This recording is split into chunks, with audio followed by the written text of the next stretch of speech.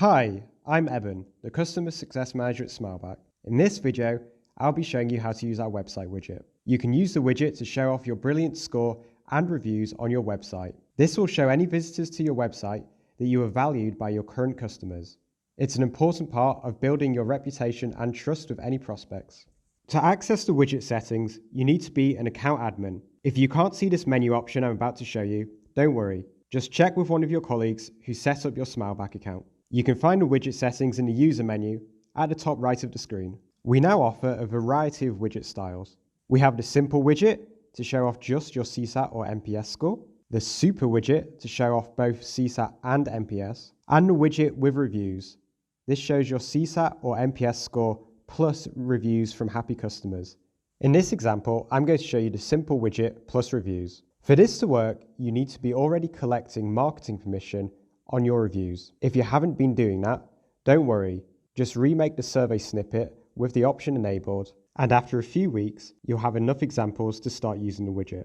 You just need 3 reviews where the customer gave you permission to use what they wrote in your marketing materials. When you create your survey for CSAT or NPS, you have the option of enabling the marketing permissions feature. This means that whenever a customer gives you a positive rating and writes a comment, they have the option of ticking a box to say you can use their comments in your marketing. Previously, you've only been able to do this manually by copying them from Smileback and using them in other places.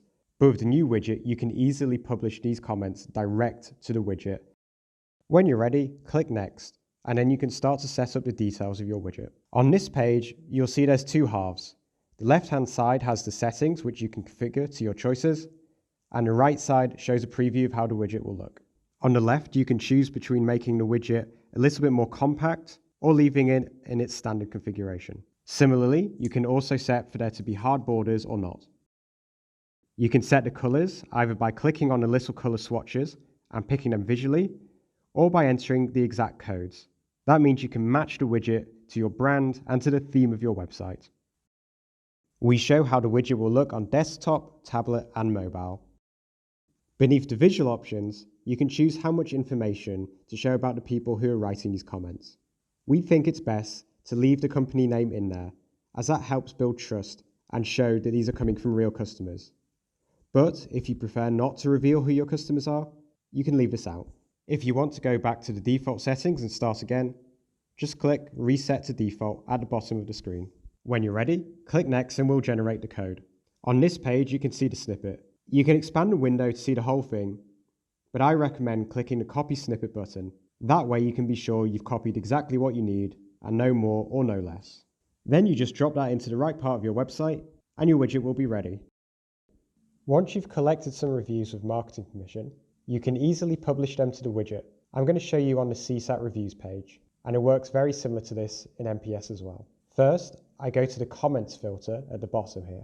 Switch it to only reviews with marketing permission, and you'll then see you have reviews that, as it says, have a comment and have the marketing permission with a green tick. In addition to that tick, you'll see the publish toggle.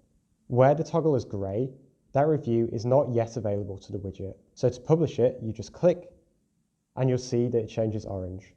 If you ever want to unpublish your review, you just click on the toggle again and it'll go back to grey. You can easily sort by this using the column, or again in the filters using the last option in the list.